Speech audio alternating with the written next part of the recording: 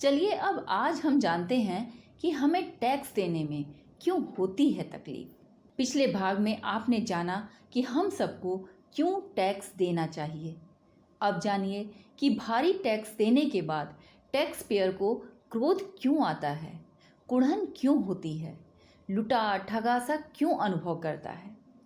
कड़ी मेहनत, काबिलियत और रिस्क लेकर त्याग करके कमाए गए धन को जब सरकार अमीर आदमी से यह कहकर ले लेती है कि हम संविधान के अनुसार चलकर गरीबों और दबे कुचलों का भला करेंगे और देश का विकास करेंगे, स्कूल खोलेंगे, अस्पताल बनवाएंगे आदि, तब टैक्स पेयर खुश होता है कि चलो हमारे पैसे से समाज का फायदा तो होगा, गरीबों का भला तो होगा और उनका जीवन स्तर सुधरेगा और उन्हें मुख्य धारा में आने का मौका मिलेगा, समाज बेहतर बनेगा, देश सशक्त बनेगा।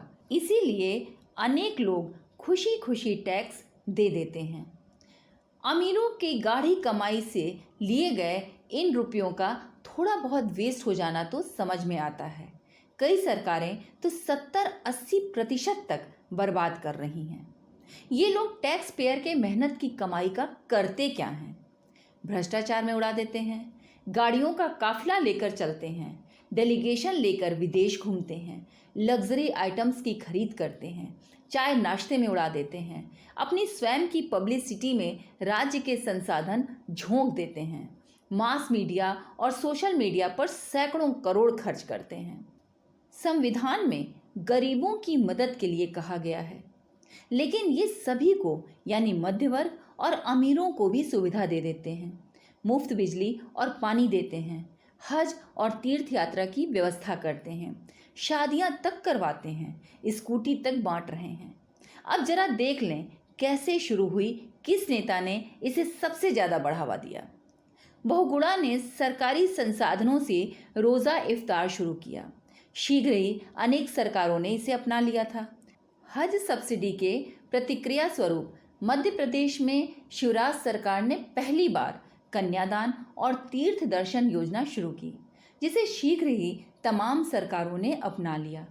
ये कुछ उदाहरण हैं, पर इस पर सबसे ज़्यादा जोर दिया केजरीवाल ने। पहले फ्री बीज और सब्सिडी केवल किसानों और गरीबों को दी जाती थी। चुनावी मैनिफेस्टो में कोई भी दल इस पर बहुत जोर नहीं देता था। केजरीवाल ने मजबूत कांग्रेसी नेता शीला दीक्षित को हराने के लिए बिजली सत्याग्रह किया था और फिर सरकार आने पर उन्होंने 200 यूनिट बिजली को फ्री और 201 से 400 यूनिट बिजली का आधा बिल कर दिया। इससे बड़ी सफलता मिलने के बाद उन्होंने इसका दायरा बढ़ाकर इसे अधिक क्षेत्रों में लागू कर दिया, जैसे 20,000 लीटर तक फ्री पानी, फ्री मेडिकल, दवा, टेस्ट, महिलाओं को फ्री बस यात्रा और मेट्रो राइड तथा तीर्थ यात्रा एसी में आदि। ये सब अन्य वस्तुओं पर टैक्स बढ़ाकर फ्री दे रहे हैं। यह सब अपनी राजनीति चमकाने के लिए किया जा रहा है। आश्चर्य है कि इतना पढ़ा लिखा नेता और अन्ना हजारे का यह चेला जनता को मूर्ख बना रहा है। पहले केवल गरीबों व किसानों को सरकारी फ्री बीज व सब्सिडी दी जाती थी। केजरीवाल इसे सारे वोटरों तक ले गए और सारे राजनीतिक दलों ने उनके कुकृत्य का अनुसरण करना शुरू कर दिया। लगता नहीं है कि यह जल्दी रुकेगा। फ्री बीज और सब्सिडी पर फुल फोकस पूरी चालाकी से अपना वोट बैंक खड़ा करने के लिए किया गया। केजरीवाल जानते थे कि कांग्रेस से न वो अल्पसंख्यक वोट तोड़ पाएंगे और न ही बीजेपी से बहुसंख्यक वोट बैंक वो छटका पाएंगे। उनका कोई बड़ा जातीय आधार भी नहीं बन सकता था। इसलिए उन्होंने एक क्लास पर फोकस किया। प्राइमरी स्कूल और मोहल्ला क्लिनिक तो ठीक है, पर बिजली, पानी स्केर्स रिसोर्स हैं और उनको मुफ्त में देना बर्बादी है। सभी महिलाओं को फ्री बस और मेट्रो राइड भी उचित नहीं है।